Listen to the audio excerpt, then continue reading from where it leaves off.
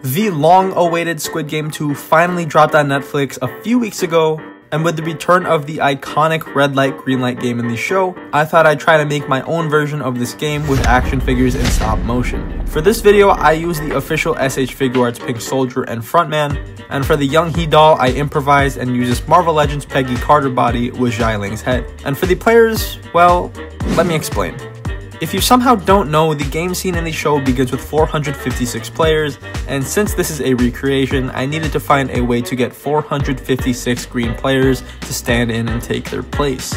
Obviously, I can't do that, so I had to improvise more.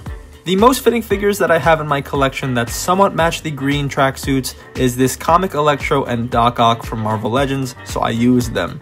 Since I don't have 456 of these figures, what I did was simply do some head swaps for fitting characters for this animation. I then had to shoot each different character on their own green screen so I could add them in the composition in post to make it look like they're all in their respective shots. Luckily, the background was appropriately this sky blue color already like we kind of see in the real show, so it made my job comping figures in way easier since any outline imperfection left from the chroma key would blend in well with the background.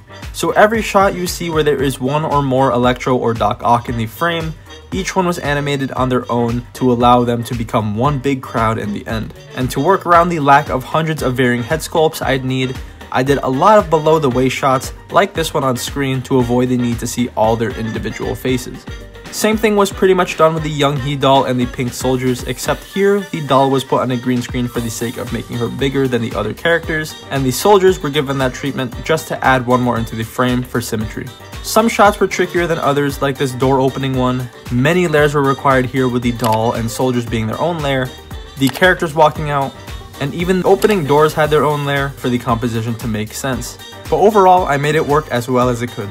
And something I thought was cool yet I'm not too proud of is my use of AI in this video. Since I myself am not Korean and don't have a connection to anyone who could speak Korean and would be willing to voice act for this video, I decided to use AI for the voices. I threw my script into Google Translate, 별표 오징어 게임 스크립트 별표, fed it through a free text-to-speech AI online, 오징어 게임 스크립트. And it's pretty noticeable, but it's not the worst idea considering the frontman needs a filter over his voice and the announcer wasn't a real person speaking in the show anyway. I just wish Google Translate didn't make the Korean so proper that it added the same ending sound to each and every sentence. 이 사람이 프론트맨입니다. 습니다. 됩니다. But it did the job. Outside of that, the frontman shots and solo shots from the game were pretty straightforward to shoot. Not much to talk about there, but check out the full stop motion if you have not already on screen and let me know what you think. Like, comment, and subscribe if you have not already, and I will see you guys in the next video.